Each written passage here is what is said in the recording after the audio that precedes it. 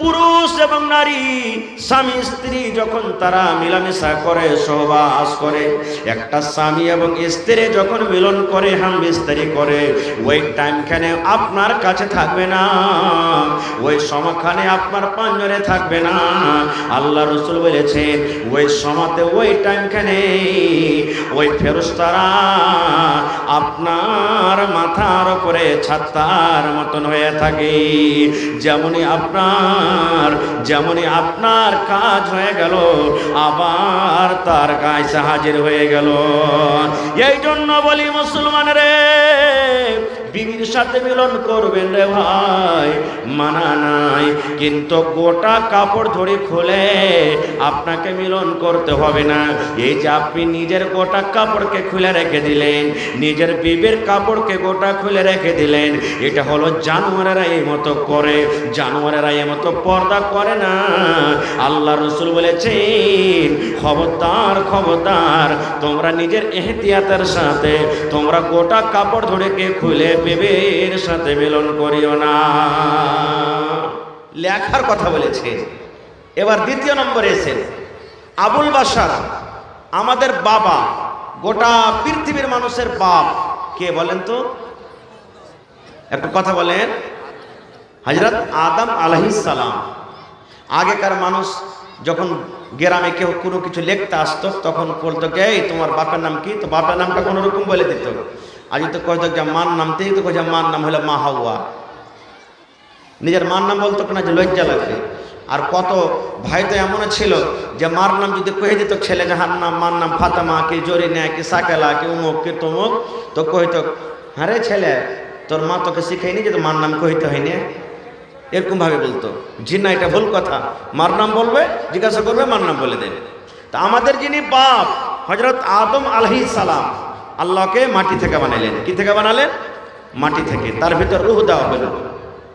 যেমনই আল্লাহ তাবারক ওয়া তাআলা রূহ দিলেন, এবার আল্লাহ তাআলা আদমকে বলছেন, রে আমার আদম, ওই দেখো ওই জায়গাতে একটা জামাত বসে আছে, একটা দল বসে আছে, একটা টিম বসে আছে।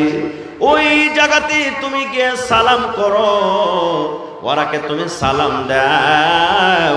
আর ওরা যেটা তোমাকে হাদিয়া দিবে, যেটা তোমাকে তোহফা দিবে, যেটা তোমাকে গিফট দিবে, ওইটা খুব দামি জিনিস হবে রে আদম, খুব দামি জিনিস হবে। ওইটাকে তুমি হেফাজত করে রাখবে, ওইটাকে তুমি ভুলে যাও না।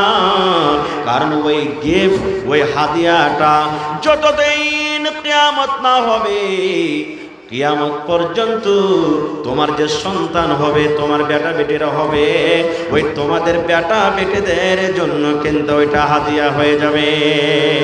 নারে তাকবীর। আল্লাহ আদমকে বললেন যাও, ওখানে ফেরেশতারকে দল বসে আছে, ওখানে সালাম করো গা। চলে গেলেন। কেমন করে সালাম করবে ভাই? সালাম আলাইকুম। হ্যাঁ, এই মা খালারা সালাম করবে। বিহার শুধু সালাম আলাইকুম, বিহাই সালাম আলাইকুম। ও জানবে না ওয়ালাইকুম, কেউ তো কবে আলাইকুম আলাইকুম, কেমন আছে যে ভাই আলাইকুম। সালামই হলো না, এটা দোয়া একটা। এই আমার মুসলমান ভাই, হযরত আদম আলাইহিস সালাম চলে গেলেন। যাওয়ার পর ফেরেশতাদেরকে বললেন আসসালামু আলাইকুম। শুধু ঠান্ডা বললেন আসসালামু আলাইকুম। এবার ফেরেশতারা বললেন ওয়া আলাইকাস সালাম ওয়া রাহমাতুল্লাহ। এই ওয়া রাহমাতুল্লাহ বাড়িয়ে দিলেন। ওরে আল্লাহ, আজকে আমার সাথে আপনার দেখা, আর আপনি আমার সাথে দেখা করলেন, ফোনে কথা হয়। এবার আমরা বলেন এই সালামটা করি কি করি না? আমার আপনার বাপ আল্লাহ রাব্বুল আলামিনের কাছ থেকে ওই যখন আদম আলাইহিস সালামকে আল্লাহ তাআলা সৃষ্টি করলেন, ওই টাইম থেকে নিয়ে এখন পর্যন্ত কিয়ামত পর্যন্ত আমরা এই সালাম দিই আর সালামের জবাব দিই। তা আল্লাহ তাবারক ওয়া তাআলা সর্বপ্রথম যেটা হযরত আদম আলাইহিস সালামকে বললেন কি, ওইটা হলো পড়ারই কথা। এখনো পড়ার কথা এখানে পাওয়া গেল আমাদের। ভাই আমার, এবার আর একটু আগে চলেন। আরও একটা মজার ঘটনা আছে আদম আলাইহিস সালামের পড়ার কথা। আমি ওদিকে যাব না, এগুলো শুনেছেন আপনারা, মেলায় লোক জানছেন, আমি ওদিকে যাব না। আর একটু আগে চলেন। আজকে দোকানে সিসিটিভি ক্যামেরা লাগা থাকে না, থাকে না ভাই? বুঝেন এটা? আপনারা বুঝেন? সিসিটিভি ক্যামেরা বুঝেন? ব্যাংকে লাগা থাকে, বড় বড় দোকানে লাগা থাকে না, থাকে না? আপনি যদি বলেন যে মোবাইলের দোকানে আমি একটা গিয়ে মোবাইলটা চুরি করে নেব, পারবেন চুরি করতে? ধরা পড়বেন না, পড়বেন না? রে মুসলমান, আমার আপনার দুই ঘাড়ে দুটা ফেরেশতা আছে রে বন্ধু। দুইটা ফেরেশতা আমার আপনার ঘাড়ে আছে। ইয়ারা দিনে দুবার করে পাল্টায়, দুবার করে চেঞ্জ হয়ে যায়। একবার আসরের নামাজের টাইমে ফেরেশতা আছেন, আর এই ফেরেশতারা ফজরের আজানের সমাধি তারা চলে যায়। ফজরের নামাজের টাইমে তারা চলে যায়। আর ফজরের টাইমে যারা আছে ওরা আসরের নামাজের সমাধি চলে যায়। বলবেন মাওলানা এরা কি কাম করে?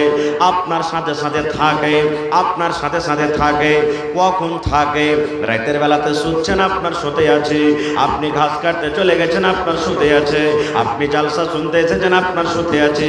বাড়িতে আপনি ধান মারছেন, আপনার শুতে আছে। বলবেন মাওলানা তাহলে সব সময় কি আমাদের সাথে থাকে? হ্যাঁ, আপনাদের সাথে থাকে। শুধুমাত্র একটা টাইমে আপনার কাছ থেকে আলাদা হয়ে যায়, একটা সময়তে আপনাদের কাছ থেকে আলাদা হয়ে যায়, কিন্তু ওরা আলাদা হয়ে চলে যায় না। যেমন আমরা রোদ বাঁচার জন্য ম্যাঘ যেন মাথায় লেগে না যায়, ম্যাঘে যেন ভিজে না যায়, এই ম্যাঘ থেকে বাঁচার জন্য যেমন মাথাতে আমরা ছাতা ধরে থাকি। আল্লাহর নবী বলেছেন উম্মত, যখন একটা পুরুষ এবং নারী, আমার বলার উদ্দেশ্য হলো ওরা কি করে? আমার আপনার জীবনের আমল লেখে। আজকে দেখছেন না জিলাপি খাইছে, জিলাপি লিখতে আছে। হ্যাঁ, আব্দুল্লাহ এসে জিলাপি খেয়েছে, জালসাতে আসেনি। এই আব্দুর রহমান জালসাতে বসছিল, এরা ওয়াজ শুনেছে। আর ওই খালেদ জায়েদ বাকার ওদিকে দেখো, ওদিকে ওই আইল কেয়ার দিয়ে অন্ধকার রাইতে কি করছিল ওইটা কিন্তু লিখতে আছে। কি হবে? একটা আমল বলা হয়, এটাই হলো আমল, রেজিস্টার আমার আপনার বলছে। কিয়ামতের দিন আমাকে আপনাকে দিয়ে দেওয়া হবে। আল্লাহ বলবেন পড়, ইকরা কিতাবাক, এই তোমার আমল, তোমার কিতাব তুমি পড়ো। বলবেন মাওলানা পড়িতে তো জানি না, কেমন করে পড়বো? জীবনে কোনোদিন মাদ্রাসাতে পড়ালেখা করেনি, জীবনে কোনো মাওলানার কাছে যায়নি, জীবনে কোনোদিন মাকতাবে যায়নি, স্কুলে যায়নি, মাওলানা কেমন করে পড়বো?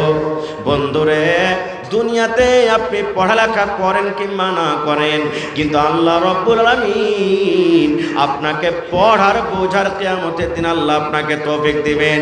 কিয়ামতের দিন ইংলিশ ভাষা চলবে না, কিয়ামতের দিন নেপালি ভাষা চলবে না, কিয়ামতের দিন চীনি ভাষা চলবে না, কিয়ামতের দিন দুনিয়ার কোনো ভাষা চলবে না।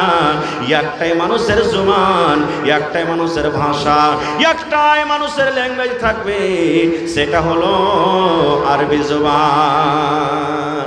আরবি জবান। বলবেন হাজি মাওলানা আরবি কি জিনিস বুঝি না, আলিফ কাড়া হয় কি লাম্বা ওটাও জানি না, কেমন করে পড়বো? আল্লাহ তৌফিক দেবেন। এবারে নিজের আমলটাকে পড়বেন, এবার পড়বেন নিজের আমল। ওখানে বাড়িঘাটে জালসা শুনতে গেছি, আরে ওটাতে লেখা আছে। ডোমরা মাদ্রাসাতে গেছি, ওটাতে লেখা আছে। আরে জালসা দিন একটা বেটি ছেলের সাথে গল্প করেছি, ওটাতে লেখা আছে। আরে জালসা দিন একটা বেটি ছেলেকে নিয়ে চলে গেছি, হাত ধরা ধরা করেছি, ওটাতে লেখা আছে। আরে ওই দিন নমাজ সেদিন ছেড়ে দিয়েছি, ওটাতে লেখা আছে। সেদিন যে ওর সাথে একবার বিড়ি খেয়ে নিয়েছি, ওটাতে লেখা আছে। আরে ওকে একটা খারাপ করে গেল দিয়ে দিয়েছি, ওটাতে লেখা আছে। আমার আপনার জীবনে যা কিছু করেছে রে বন্ধু, সেই দিন নিজে পড়ে সেই দিন কিন্তু আমরা বুঝতে পারবো। তাহলে কিয়ামতের দিনও পড়ার কথা এলো, সেই দিনও পড়ালেখা করতে হবে। এবার আমার আপনার নবী, আহা হা বলেন নাম, নবীর নাম কি? হায় আল্লাহ, আমাদের নবীর নাম কি? আর একটু জোরে বলে, মুহাম্মদ সাল্লাল্লাহু আলাইহি সাল্লাম। এখানে যদি আমি বলতাম যে আচ্ছা বলেন তো ভাই অমুক ফিল্মে কোন হিরো আছে, ওর নামটা কহতো, পট করে কিন্তু বলে দেবে হার যুবক ভাইরা, পট করে বলে দেবে। আর এটা আমরা বলি না, আমাদের আখরি নবীর নাম মুহাম্মদ সাল্লাল্লাহু আলাইহি সাল্লাম। আমার নবী আপনার নবী, আহা হা। মুহাম্মদ সাল্লাল্লাহু আলাইহি সাল্লাম মক্কা থেকে একটা দূরে একটা পাহাড় আছে, পাহাড়ে একটা গর্ত আছে, খাল আছে, ওই খালটার নাম হলো গারে সওর। চলে গেলেন নবীজি। নবী কিন্তু হয়নি, দুদিন, 4 দিন, 5 দিন, 1 দিন, 3 দিন, যেমন এই মাদ্রাসার ছাত্ররা বাড়ি থেকে যখন বার হয়, মায়েরা খালারা সাথে নাস্তা দেয়, যা বেটা তোকে নাস্তা দিন, ভুজা দিন, মুড়ি দিন, ডালমুট দিন, বিস্কুট দিন, খাবি আর পড়বি। নবীজি 2 দিন 4 দিনকার জন্য খানা নিয়ে চলে যেতেন। মাঝে মাঝে চিন্তা করার পর দেখলাম যে কিছু ইলম সম্পর্কে বলবো আজকে। একটা তার আগে গল্প বলি। একটা ছেলে একদিন গ্রামে চলে গেছে, মাদ্রাসার ওস্তাজি বুঝেন তো, যেমন দেখলে ওস্তাজি তলেবে ইলম। মাগরিবের টাইম, গ্রামের লোক তখন বলছে যে ভাই তুমি ওস্তাজি মানুষ, তুমি নামাজটা পড়িয়ে দাও তো। ছেলেটা আগে বেড়েছে, আল্লাহু আকবার বলে বুকে হাত বেঁধেছে, বায়াত বাণী পড়েছে, আউযুবিল্লাহ বিসমিল্লাহ পড়ে সূরাতুল ফাতিহা পড়ে ভাই লক করে কিন্তু খাড়িয়ে আছে। আর একটা সূরা জোড়া লাগাইতে হবে না? হানা বলেন আপনার, হবে না? তো ও কিন্তু পড়ে না, খাড়িয়ে আছে লক করে, পড়ি না। 1-2-3 মিনিট যখন হয়ে গেছে, তখন যারা পিছনে নমাজি ইয়ারা খুঁজে কি ব্যাপার রে, ছেলেটা চুপচাপ খাড়ো হয়ে আছে, আর একটা জোড়া লাগাই না, কতক্ষণ থাকবে খাড়িয়ে? একটা ফুটফুটে লোক থাকে না, মেলাক্ষণ যখন হয়ে গেছে 2-4-5 মিনিট, তখন নমাজ ছেড়ে দেয়, আগা দিক দিয়ে ওস্তাজি গে যায়, ওস্তাজি তুমি সূরার জোড়া লাগাইবে না তুমি খাড়িয়ে থাকবে নাকি রে? কতক্ষণ তুমি খাড়িয়ে থাকবে? হ্যাঁ, একটা সূরা পড়ে খাড়িয়ে আছো, আরে জোড়া তো লাগাও। ওস্তাজিটা তখন কইছে যে রে ভাই আমি এতটি সূরা জানছি, কোনটা আগে পড়বো তো আমি বুঝতে পারি না। বুঝে কেমন কথা? কইছে গোটাই আমার আম্মা পারা মুখাস্তি আছে, যদি সূরা 3 পড়ছি তা আলাম তারা সূরা কইছে সূরাতুল ফিল যে হাঁকে পড়, ওকে যদি পড়িতে যাচ্ছি তো আড়াইতাল্লি যে সূরা পড়ছে যে হামাকে পড়, ওকে যদি পড়িতে যাচ্ছি তো সূরাতুন নাস কইছে আমি আগে আছি হাঁকে পড়। এরকম করে আমি ঝামেলা লেগে গেছে কোন সূরাটা আমি আগে পড়বো। কেন বললাম জানেন? আহা, আজকে আমাদের সমাজের মধ্যে এত বুড়াই এসেছে যে কোনটাকে বলবো আর কোনটাকে ছাড়বো কিছু বুঝতেই পারা যায় না। বুঝতে পারলেন তো? খার যা হোক, আল্লাহ যেন আমাকে ভালোভাবে বলার, আপনাদেরকে শোনার জন্য তৌফিক দেন। কোন আল্লাহ আমিন। ভাই আমার, আল্লাহ তাবারাক ওয়া তাআলা জমিন, আসমান, পাহাড়, চন্দ্র, সূর্য, তারা, এই সমস্ত জিনিস বানার আগে, সব থেকে আগে আল্লাহ তাবারাক ওয়া তাআলা যেটা বানালছেন ওর নাম বলতে পারবেন? জোরে বলেন। এই যে আমার মাওলানা বলে দিয়েছেন কলম। পকেটে কলম আছে, দেন। এই দেখেন কলম। তবে বলিয়েন না যে এটাই যে মৌলভী সাহেব, যে না এটা নয়, আল্লাহ তাআলার কাছে আছে ওইটা, কলম বানালছেন আল্লাহ। আচ্ছা আপনারা বলেন তো কলমের কাজ কি? একটু কথা বলবেন আমার সাথে, কলমের কাজ কি? লেখা। আল্লাহ তাআলা কলমকে বানাইলেন। বলবেন হাজি মাওলানা মানুষ তো কলমে লেখে, তা আল্লাহ মানুষের আগে যখন কলমকে বানাইলে তো কে লেখবে? প্রশ্ন আসছে না? হানা বলেন। আপনাকে যদি বলি যে ভাই একটু লেখেন তো, আপনি যদি কিচ্ছু না জানেন তাও ইংরেজি লিখে নেবেন, কেড়া বেড়া করে, পড়িতে পারছে না পারো নাকি? যেদিকে হাত গেল ওদিকে ঘুরিয়ে দিলেন। লেখা তো হলো, আঁক কাটা তো হইল।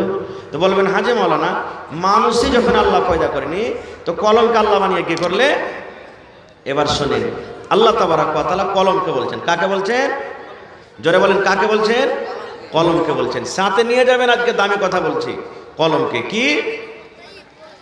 এরে আমার কলম লেখো তুমি, কলম রে তোমার কাজ হলো লেখা। ও কলম তুমি লেখো। আল্লাহ কলমকে বলছেন কলম তোমার কাজ হলো লেখা, তুমি লেখো। ওরে সুবহানাল্লাহ, এবারে কিন্তু কলমের মুখ ফুটে গেল। কার মুখ ফুটলো? কলম কথা বলতে লাগলো। ওরে আল্লাহ তৌফিক দিলেন, কলমকে কলম বলতে লাগলো। আয় রব্বুল আলামিন কি লিখবো আল্লাহ? তুমি যে আমাকে লিখতে বলেছো মাবুদ, কি আমি লিখবো আল্লাহ? তুমি আদেশ করো। আল্লাহ রব্বুল আলামিন বললেন কলম রে কিয়ামত পর্যন্ত যা কিছু হবে রে কলম, তুমি এক এক করে সব কিছু লিখে দাও। দুনিয়াতে কত মানুষ আসবে, দুনিয়াতে কতটি মানুষ জন্ম নিবে, আর দুনিয়াতে মানুষের মধ্যে কতটি পুরুষ হবে, কতটি নারী হবে, কতদিন দুনিয়াতে বাঁচবে, দুনিয়াতে কি খাবে, কি কাজ করে খাবে, নকরি করে খাবে, বিজনেস করে খাবে, মাঠে কাজ কাম করে খাবে, ডাক্তারি করে খাবে, মাস্টারি করে খাবে। এরে কলম তুমি সমস্ত কিছু লিখে দাও।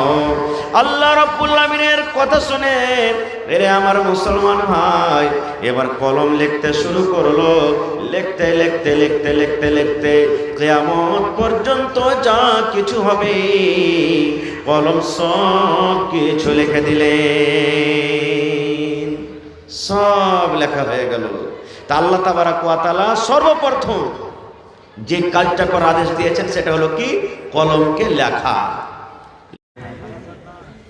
উপস্থিত উলামায়ে কেরাম, জ্ঞান পিপাসু ছাত্রবিন্দু, সামনে বসে থাকা ইসলাম দরদি, দিন দরদি ভাই ও বাবাজিরা, পর্দানসীন মায়েরা, খালারা, সমস্ত তারিফ ও গুণগান সেই মহান আল্লাহ তাবারাক ওয়া তাআলার জন্য, যে মহান আল্লাহ তাবারাক ওয়া তাআলা আজকে আমাদেরকে এই মাদ্রাসার প্রাঙ্গণে বাড়িঘর নরম গরম বিছানাকে ত্যাগ করে একত্র আমার ভাইরাকে একটা আমি নাসিহানা কালিমা বলছি যে ভাই তোমরা ভিডিও করতে এসেছো ভালো, নেক নিয়াতে নেক উদ্দেশ্যে এসেছো ভালো, আলহামদুলিল্লাহ দোয়া দিচ্ছি। আসা যাওয়াতে খুব কষ্ট, কিন্তু ভাই মেলায় চ্যানেলওয়ালা এমন আছে যে আমার ফটোর সাথে এমন সুন্দর সুন্দর বেটি ছেলের ফটোগুলাকে লাগিয়ে দিয়েছে ভাই, যেটা সহ্য করা যায় না। ঘৃণা একবারে ঘিনা ফটো লাগাইছে। হাদিসা আছে, আল্লাহ রাসূল বলছেন যে একবার যদি কোনো অপরিচিত বেটি ছেলের দিকে তোমার নজর পড়ে যায় তো চেহারাটাকে ঘুরিয়ে লাও, কারণ একবার মাপ আছে, আর বারবার দেখতে গেলে গুনাহ আছে। আর আপনারা যে ওপরে থেম্বালে ভাই এত নোংরা বেটি ছেলের ফটো যে লাগাইছেন, আমার মেলায় দিনদার ভাই, মা, খালা, দাদুই, নানি, মেলায় দিনদার যারা ভালো মানুষ ওরাই না ভিডিও দেখবে যে ভাই ওয়াজ শুনবে, তো ওরকে মনে কত কষ্ট হয়েছে। আর সারা পাপ কিন্তু আমার চ্যানেলওয়ালা ভাই যারা লাগাইছে তারকে ঘাড়ে কিন্তু যেছে। তো নেকি করতে এসে ভাই যদি আপনারা গুনাতে যদি শেষ করে দেন তাহলে তো আমলটা বরবাদ হয়ে গেল। এক কোটি ধান থেয়েছেন, এক কোটি আপনার গহম আছে, আর তলে এন্দুরে ফুটা করে দিয়েছে কোঠিতে, আর আপনি যদি ওই এন্দুরটাকে না মারেন, ওর যদি কোনো ব্যবস্থা না করেন তো ধান বাঁচবে, গহম বাঁচবে ভাই, সব শেষ হয়ে যাবে। তো এরকমই ভালো আমল করতে এসে যদি নেকিরই কাজ করতে এসে গুনাই করেন তাহলে কিন্তু আমলটা তো নষ্ট হয়ে গেল। এই জন্য যারা লাগালছেন ভাই লাগিয়ে দেবেন, আর সামনে থেকে কিন্তু কেউ এরকম ঘেননা তাসবির লাগাবেন না কেউ। আল্লাহ যেন হেদায়েত দেয়, আল্লাহুম্মা আমিন। ভাই যা হোক, আমার সময় মোটামুটি 1 থেকে 1.5 ঘন্টা আমি বুঝতে পারছি, তো আমি বেশি কথা বলবো না, 15 থেকে 20 মিনিট আপনাদের সামনে 2-4টা হাদিসের কথা বলবো। আমরা কোন নবীর উম্মত ভাই? কথা বলেন। বাঙালের মানুষ যদি হয়তো তো গন করে কথা বলতে এতক্ষণজি, আর বাংলাদেশে তো জানতেই পারছেন যে বক্তার থেকে ওরা 3 ডাবল বলবে, বলে না? তা আপনারা এসেছেন, আমরা কোন নবীর উম্মত? মুহাম্মদ সাল্লাল্লাহু আলাইহি সাল্লামের উম্মত। আজকে এসেছেন, কিছু শিখে যেতে হবে আপনারাকে। আমরা এমনই নবীর উম্মত, সুবহানাল্লাহ, যে নবীর ফজিলতের কোনো শেষ নেই, যে নবীর ফজিলত, যে নবীর মর্যাদা আল্লাহ তাবারাক ওয়া তাআলা এত বর্ণনা করেছেন যে আজকে আমি বলে শেষ করতে পারবো না। অন্য কিছু নবীও খাহিশ করেছেন, তামান্না করেছেন যে আল্লাহ আমি যদি নবী না হয়ে যদি শেষ নবীর উম্মত করতেন আল্লাহ তো আমার জন্য কত ভালো হইতো। সেই নবীর উম্মত আজকে আমরা এখানে বসে আছি। ভাই মুসলমান, তাহলে সেই নবী সাথে আমরাকে কি ব্যবহার করতে হবে? আল্লাহ রাসূল সাল্লাল্লাহু আলাইহি সাল্লাম একদিন ওমর রাদিয়াল্লাহু তাআলা আনহুর হাত ধরে আছেন, রাস্তা দিয়ে হাঁটছেন বা ধরে আছেন। ভালো করে শুনবেন নওজওয়ান, আপনারা বিশেষ করে শুনবেন। নবীজি উমরকে বলছেন, উমর তুমি আমাকে কতটুকু ভালোবাসো বাবা? নবীজি উমরকে বলছেন, ইসলামের দ্বিতীয় খলিফা যিনি হয়েছেন, বলছেন বাবা তুমি আমাকে কত ভালোবাসো? তো হযরত উমর রাদিয়াল্লাহু তাআলা আনহু কি বলেছেন জানেন? নবীজি আমি আমার ছেলে, আমার মেয়ে, আমার মা, আমার বাপ, জায়েদ মানে বাড়ি ঘর সম্পদ সব থেকে বেশি আপনাকে ভালোবাসি, শুধু আমার জান খান ছাড়া। মানে আমার জান খান বাদ দিয়ে আপনাকে সব সব জিনিস থেকে বেশি ভালোবাসি। তখন নবীজি বললেন কি, ওমর এখনো তুমি পূর্ণ মুসলমান হওনি, এখনো তুমি পূর্ণ ঈমান আমার পরে আনতে পারোনি। হযরত ওমর রাদিয়াল্লাহু তাআলা হুঁশিয়ার মানুষ তো, পট করে তখন বুঝলে যে আমার ভুল হয়ে গেছে। তখন নবীকে বলছেন, ইয়া রাসূলুল্লাহ আমি আমার জান থেকেও আপনাকে বেশি ভালোবাসি। সুবহানাল্লাহ। তখন নবীজি বললেন, হ্যাঁ এতক্ষণে তোমার ঈমান পূর্ণ হয়েছে। একটা হাদিস শুনলেন আপনারাকে, যে নিজের ছেলে মেয়ে ভাই বোন ভাতিজা বিবি বাচ্চা সোনা চাঁদি গরু ছাগল বকরি দুনিয়াতে যত কিছু আছে সব থেকে বেশি ভালোবাসতে হবে কাকে? কথা বলেন, কাকে ভালোবাসতে হবে? নবী মুহাম্মদ সাল্লাল্লাহু আলাইহি সাল্লামকে ভালোবাসতে হবে। কিন্তু আমার নওজওয়ানেরা ভালোবাসে কাকে জানেন? আমির খানকে ভালোবাসে, সালমান খানকে ভালোবাসে, এই বড় বড় হিরোরাকে ভালোবাসে। আর ওরা যেমনি করে চুল ছাড়বে অমনি করে ছাড়বে। দেখবেন এক জামানা ছিল হিরোরা পিছন দিকে চুল ছাড়তো, তখন আমার নওজওয়ানরা পিছন দিকে চুল ছেড়েছে। তারপরে কিছুদিন এলো আগে থেকে ওরা যখন চুলকে বড় করতে লাগলো, মারছে কুম করে বাড়ি একবারে মনে হয় বাদ কার ফুরফুর করে চুল উঠছে, ওরা আগে থেকে ছাড়তে লাগলো। এখন এই করতে করতে করতে এক গালা চুল কাটা এসেছে ভাই, যে কানের ওপর থেকে 2-3 আঙ্গুল থেকে কাইটা কুইটা কবুতরের যে খোপখান থেকে মাথাতেই যেখানে খালি রাখবে। একটা ছেলেকে জিজ্ঞাসা করছে, হ্যাঁ রে ভাই এটা কোন কাইটিং? কইছে মাওলানা এটা হলো জুত্তা কাইটিং চুল, এটা বলে জুত্তা কাইটিং চুল। আল্লাহুস সামাদ। তা আমরা শেষ হয়ে গেছি ভাই আমার। কেমন ভালোবাসতে হবে নবীকে, কি দিয়ে মহব্বত করতে হবে নবীকে। আহা হা হা, একজন মহিলা একজন নারী হয়ে নবীকে কত ভালোবেসেছিলেন জানেন? গাজওয়ায়ে উহুদ লড়াই যুদ্ধ চলছে, মদিনাতে খবর হয়ে গেল মুসলমানের বড় বড় নেতা, মুসলমানের বড় বড় পহলওয়ান খলিফা ৭৭ জন শহীদ হয়ে গেছেন। ওই লড়াইতে নবীজির চাচা হযরত হামজা রাদিয়াল্লাহু তাআলা আনহু শহীদ হয়েছিলেন, যাকে সাইয়্যিদুশ শুহাদা বলা হয়েছে। ৭৭ জন মুসলমান, মদিনার গলিতে খবর হয়ে গেল ৭৭ জন মুসলমান শহীদ হয়ে গেছে। মাতাম ছেয়ে গেল মদিনাতে। চোখ দিয়ে পানি ঝরতে লাগলো, হাওমাও করে কাঁদতে লাগলো। একজন মহিলার ঘটনা বলছে, সবার কথা বলতে পারবো না। লাশের পাঞ্জর দিয়ে হাঁটছে, সব যারা শহীদ হয়েছেন তাদের পাঞ্জর দিয়ে হাঁটছে। ও চিনে না জানে না যে এটা আমার লাশ কি, ওইটা কার লাশ কি, ওইটা বাপের কি মায়ের বোনের কিংবা ওইটা নানার কি দাদর কি ভাতিজার কি বেটার চিনে না খো, হাঁটছে। আর মুনাফিকেরা মদিনাতে খবর উড়িয়ে দিয়েছে যে মোহাম্মদ তোমাদের নবী আছে, নবীকেও শেষ করে দেওয়া হয়েছে। নাউজুবিল্লাহি মিন জালিক। তো মুসলমানেরা আরও কাঁদতে শুরু করেছে, আরে আমাদের নবী শেষ হয়ে গেছে, আমাদের নবীকে মেরে দেওয়া হয়েছে। মহিলারা পর্যন্ত কাঁদতে শুরু করে দিয়েছে। আহা হা। এইবারে একজন মহিলা, তার নাম মনে হয় দিনারিয়া নাকি, আমি বলছি, সেই মহিলা হাঁটছে লাশের পাঞ্জর দিয়ে। হাঁটতে হাঁটতে শেষ ভাগ যখন পৌঁছে গেছে, কয়েকটা লাশ আছে, তখন বলছে এর চেহারাখানটা একটু খোলো তো, এটাকে। এবার মহিলা দেখছে তো ওইটা হলো ওর বাপ, ওই মহিলাটার বাপ শহীদ হয়ে গেছে। আবার বলছেন এটাকে দেখি, দেখছে তো ওইটা ওর বেটা, উনিও শহীদ হয়ে গেছেন। 3 নম্বরে বলছে এটাকে দেখি, বলছে ওইটা ওর ভাই, উনিও শহীদ হয়ে গেছেন। কয়টা হলো? কয়টা হলো যে ভাই, বাপ, ভাই আর বেটা, 3টে হয়ে গেল। 4 নম্বরে বলছে এটা কি দেখি কার মুখ, বলছে ওইটা ওর স্বামী সৌহার। কয়টা হলো? 4 জন হয়ে গেল। এবার বলেন, যদি কোনো মহিলার, যদি কোনো নারীর 4টা লোক শহীদ হয়ে যায়, তার জীবনটা কেমন হইতে পারে, মনটা কেমন হইতে পারে, বুঝতে পারছেন? আজকে যদি কোনো মহিলার স্বামী মারা যায়, বাপ মারা যায়, ভাই মারা যায়, একজনা মারা যায়, ওর জ্বালা সহ্য করতে পারে না। আর 4 জন শহীদ হয়ে গেল। কে? ভাই, বাপ, বেটা, স্বামী, 4 জন শহীদ। এবার শেষের বেলাতে কি বলছেন জানেন? রে মদিনার মানুষেরা, আমি শুনেছি আমার নবীকে নাকি শহীদ করে দেওয়া হয়েছে, এটা সত্য না মিথ্যা? আমার নবীকে নাকি শহীদ করে দেওয়া হয়েছে। এবার সাহাবায়ে কেরামের দল বললেন, এরে আল্লাহর বান্দি, নবীকে শহীদ করা হয়নি রে, আমাদের নবী বা হায়াত সহি সালামতে আছেন।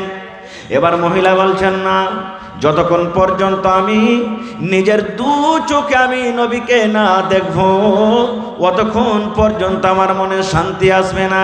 চলো চলো নবীর কাছে তোমরা আমাকে নিয়ে চলো। এবার নবীজির কাছে নিয়ে গেলেন। এবার নবীকে দু চোখে দেখলেন। দেখার পর সে মহিলাকে বলছেন, নবী গো,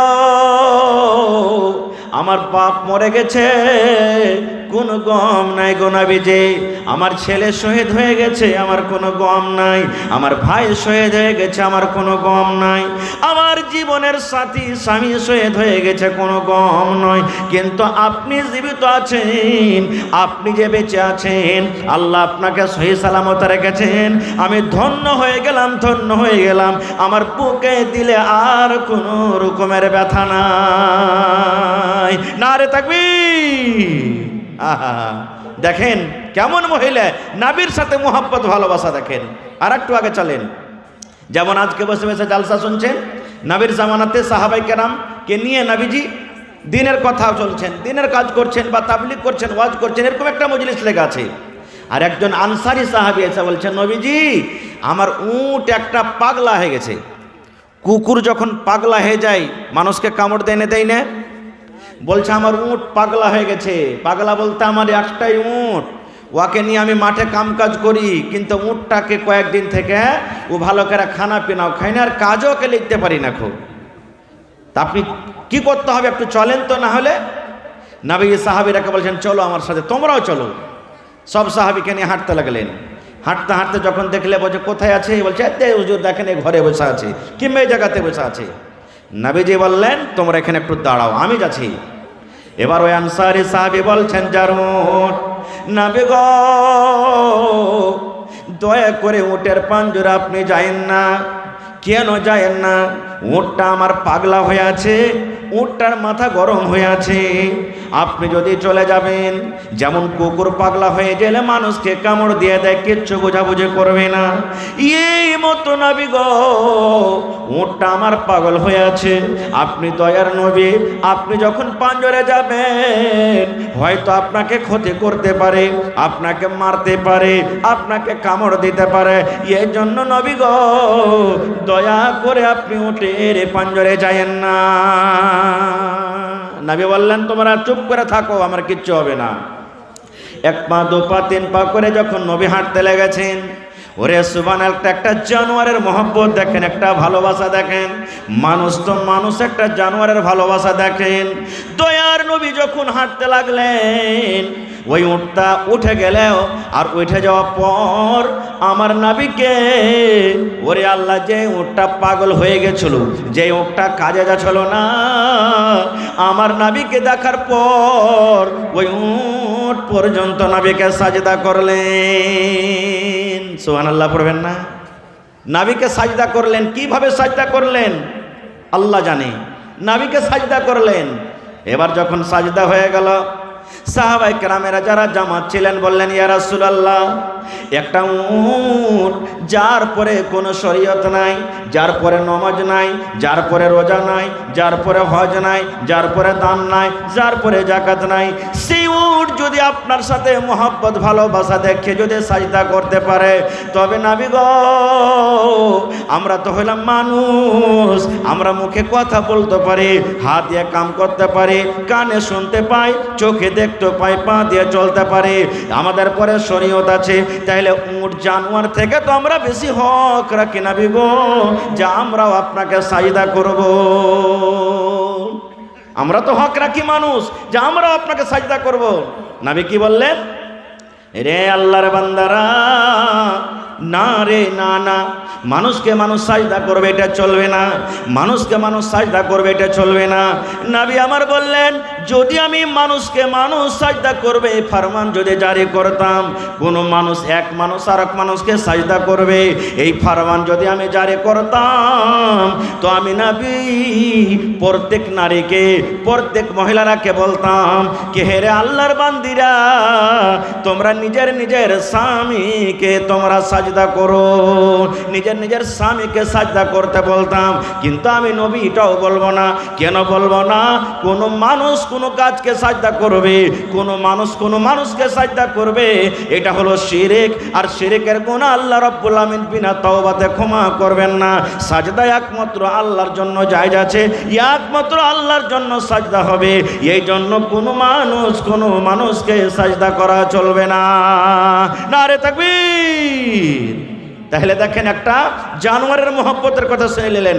এখানে আর একটা কথা আপনারাকে বলে দিই, এই যে নবীজি সুবহানাল্লাহ বললেন, যদি আমি কোনো মানুষকে সাজদা করার আদেশ করতাম, কাকে বলতাম? মহিলারাকে, যে তোমরা নিজের স্বামীকে সাজদা করো। তাহলে বোঝা গেল স্বামীর পাওয়ার কতটুক, স্বামীর ফজিলত কতটুক, স্বামীর মহব্বত ভালোবাসা কতটুক আল্লাহ দিয়েছেন, আল্লাহ রসুল দিয়েছেন। একটা হাদিস আর শুনলেন, আল্লাহ রসুলের জামানাতে এক বাপ নিজের বেটির বিয়ে দিবে, বেটি ইনকার করছে না, আব্বা আমি বিয়ে করবো না। খুব বাপ চলে গেলেন নবীর দরবারে, নবীজি আমি চাইছি যে আমার বেটির বিয়ে দিব, একটা ভালো জামাই ভালো ছেলে দেখে বিয়েটা দিয়ে দেব, আমার বেটি ইনকার করছে, পারলে একটু বুঝান তাকে। নবীজি বললেন তোমার বেটিকে এনেছো? বলছেন না। বলছে যাও তোমার বেটিকে নিয়ে এসো। বেটিকে সাথে করে নিয়ে চলে গেলেন। এবার নবীজি এসে বেটি ছেলেকে বলছেন, রে আল্লাহর বান্দি, তোমার আব্বাজান তোমার বিয়ে দেবে, তোমার আব্বাজান তোমার জন্য একটা সুন্দর ছেলে খুঁজেছে, তোমার আব্বাজান হয়তো তোমার বিয়ে দিয়ে দিবে। হে আল্লাহর বান্দি রে, তুমি ইনকার করছো, তুমি রাজি হও না। কারণটা কি? যদি হয়তো তুমি রাজি হয়ে যাও এবং তোমার আব্বার কথা মেনে নাও এবং তোমার আব্বাজান তোমার বিয়ে দিয়ে দিবে, রাজি হয়ে যাও। কারণটা কি তুমি ইনকার করছো? এই আমার ভাইয়েরা, এই আমার মায়েরা, খালারা শোনেন, স্বামী কে জেনে শোনেন, স্বামীর ফজিলত কে জেনে শোনেন। এবার সেই মহিলাটা বলছেন, আল্লাহর নবী গো, বিয়ে করার আগে একটা জিনিস আপনি আমাকে জানান, একটা জিনিস আমি জানতে চাই। কি বলছেন নবী গো? ধরেন আমার বিয়ে হয়ে গেল, আমি শ্বশুরের বাড়িতে চলে গেলাম, যে আমার স্বামী হবে নবী গো, যে আমার পাতি হবে, আমার ওপরে আমার স্বামীর কতটুকু হক রয়েছে নবী গো, এই ব্যাপারে আমি অজ্ঞান আছি, এই ব্যাপারে আমার কোনো ইলম নাই, এই ব্যাপারে আমি জানি না। একটু দয়া করে বলেন নবী গো, যে আমার স্বামী হবে, যে আমার পুরুষ হবে, আমার ওপরে কতটুকু আমার স্বামীর হক রয়েছে, আমি কতটুকু কি করব নবী গো, যে আমার স্বামীর হক আদায় করতে পারবো। এই ব্যাপারে জানি না, একটু জানান যে আমি আমার স্বামীর কিভাবে কি করব, যে আমার স্বামীর হক আদায় করতে পারবো আমি। এবার নবীজি কে বললেন দেখেন, নবীজি শুধু ওই মহিলাকে বললেন, তার জন্য এটা ফতোয়া নয়। যত মহিলারা এসেছেন, যত মহিলারা এখন আছেন, কিয়ামত পর্যন্ত যত নারীরা দুনিয়াতে আসবেন, সমস্ত নারীদের জন্য হলো এটা মাসলা, এটা আমল। কি বললেন নবীজি শুনেন, রে আল্লাহর বান্দি, তোমার ওপরে তোমার স্বামীর অতটুকু হক রয়েছে, তোমার ওপরে তোমার স্বামীর অতটুকু হক রয়েছে। রে আল্লাহর বান্দি, যদি তোমার স্বামীর গায়ে যদি ফোঁট হয়ে যায়, তোমার স্বামীর গায়ে যদি ঘাও হয়ে যায়, তোমার স্বামীর গায়ে যদি ফোঁট হয়ে যায়, আর ফোঁটটা পেকে গেছে, রক্ত বইছে, খুন চুইছে, এই মতো অবস্থাতে তোমার স্বামী যদি তোমাকে বলে আব্দুল্লাহর মারে, এ হালেমা জায়েদা, এ খালেদা শুন, যোগ্যতমায় শ্রদ্ধেয় সভাপতি সাহেব, উপস্থিত উলামায়ে কেরাম, সামনে বসে থাকা ইসলাম দরদি, দিন দরদি ভাই বাবাজিরা, পর্দানাসীন মায়েরা, খালারা, সমস্ত তারিফ ও গুণগান সেই মহান আল্লাহ তাবারক ওয়া তাআলার জন্য, যে মহান আল্লাহ তাবারক ওয়া তাআলা এই ঠান্ডার মৌসুমে নরম গরম বিছানাকে ছেড়ে এই পোয়ালের ওপরে পেন্ডালের তলাতে বসে কিছু বলার শোনার তৌফিক দিয়েছে। তাই আমরা সে আল্লাহ তাবারক ওয়া তাআলার প্রশংসা করি, অন্তর থেকে মহাব্বতের সাথে সকলে পড়েন আলহামদুলিল্লাহ। একটু মুখ খুলে জোর করে পড়েন ভাই আলহামদুলিল্লাহ।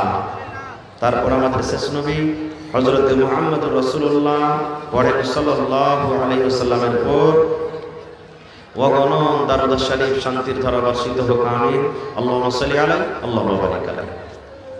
ভাই মুসলমান, আমি আপনাদের সামনে কোরআন মাজিদের সব থেকে প্রথম সূরা যেটা অবতীর্ণ হয়েছে, নাজিল হয়েছে, সূরাতুল আলাক থেকে 5খানা আয়াত পড়েছি এবং সাথে আল্লাহর নবী মুহাম্মদ সাল্লাল্লাহু আলাইহি ওয়াসাল্লামের একখানা হাদিস পড়েছি। সে আয়াত হাদিসকে সামনে রেখে আমি আমার বক্তব্য ইতি করব। ওমা তৌফিকি ইল্লা বিল্লাহ। আল্লাহর কাছে দোয়া করি, হে রব্বুল আলামিন, আমি যা কিছু বলবো যেন সই হাদিস এবং কোরআন থেকে বলতে পারি, সাথে আমরা সকলেই যেন আমল করতে পারি, তার জন্য আল্লাহ আমাদেরকে তৌফিক দেন। আল্লাহুম্মা। সাথে সাথে একটা কথা আরো বলি, কমিটির লোককে মা খালারকে পেন্ডালে চাদর দিয়ে পেঠিয়ে দেন। আপনারা মা খালারকে পেন্ডালে যারকে জিম্মেদারি আছে চাদর দিয়ে পেঠিয়ে দেন। মায়েরাকে বলবো যে আপনারা চাদরে মন খুলে খুলে দানও দেন আর অজও শুনেন। আমি জানি এলাকার মানুষ আল্লাহর রহমতে খুব আমাকে ভালোবাসে, আমিও তারাকে ভালোবাসি। তারা ওয়াজ শুনতে ভালোবাসে, দান করতেও ভালোবাসে, খুব ধীরে স্থিরভাবে শুনে। আল্লাহর কাছে দোয়া করি, হে রব্বুল আলামিন, আজকের জালসাতে যত লোক জালসা শুনতে এসেছেন, এখানে আছেন, দাঁড় হয়ে আছে, আমার মায়েরা খালারা আছে, আল্লাহ তুমি আমাকে সহ সকলের জীবনের গুনাহ খাতাকে মাফ করে দাও। আল্লাহুম্মা আমিন।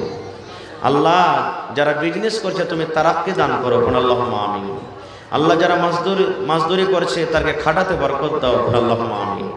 আল্লাহ যারা চাষি করছে কিষান তাকে খেতে বাড়িতে বরকত দাও। আল্লাহুম্মা আমিন। হে রব্বুল আলামিন, তুমি আমাদের বাড়িতে, ঘরে, টাকাতে, পয়সাতে, দানাতে বরকত দাও। আল্লাহুম্মা আমিন।